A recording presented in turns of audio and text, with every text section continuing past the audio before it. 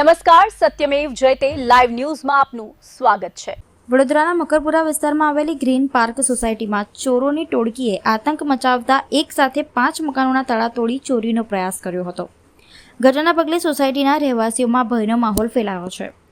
પ્રાથમિક માહિતી મુજબ ચોરોની ટોળકી એસઆરપી ગ્રુપ 9ની દિવાલ કૂદીને સોસાયટીમાં પ્રવેશી હતી અને અલગ અલગ મકાનોને નિશાન બનાવ્યા હતા।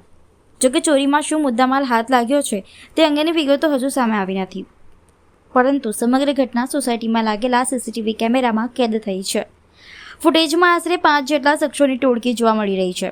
ઘટનાના વિડીયો સામે આવતા વિસ્તારની સુરક્ષા વ્યવસ્થા સામે પણ સવાલો ઊભા થયા છે।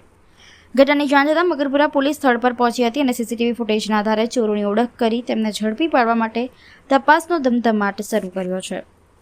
સ્થાનિક રહેવાસી દીપેશ વાલાએ ઘટનાને લઈને ચિંતા વ્યક્ત કરતા જણાવ્યું હતું કે સોસાયટીમાં સુરક્ષા વ્યવસ્થા વધુ મજબૂત બનાવવાની જરૂર છે। સર, મારું નામ છે દીપેશ વાલા, હું ગ્રીન પાર્ક સોસાયટીનો પ્રમુખ છું। મારા સાથે ઉભેલા છે રવિન્દ્ર કુલકર્ણી છે, એ સેક્રેટરી છે। શુક્રવારની રાત્રે લગભગ 2:30 વાગ્યાના આસપાસ 3 માણસો અમારી સોસાયટીમાં એસઆરપીના દિવાલ ઓળંગીને સોસાયટીમાં ઘૂસ્યા હતા। સોસાયટીમાં આવ્યા પછી લગભગ 3 થી 4 ઘરમાં રેકી કરી અને 1 કલાક સોસાયટીના અંદર નીકળ્યા પછી એ સુસદની દિવાલ ઓળંગીને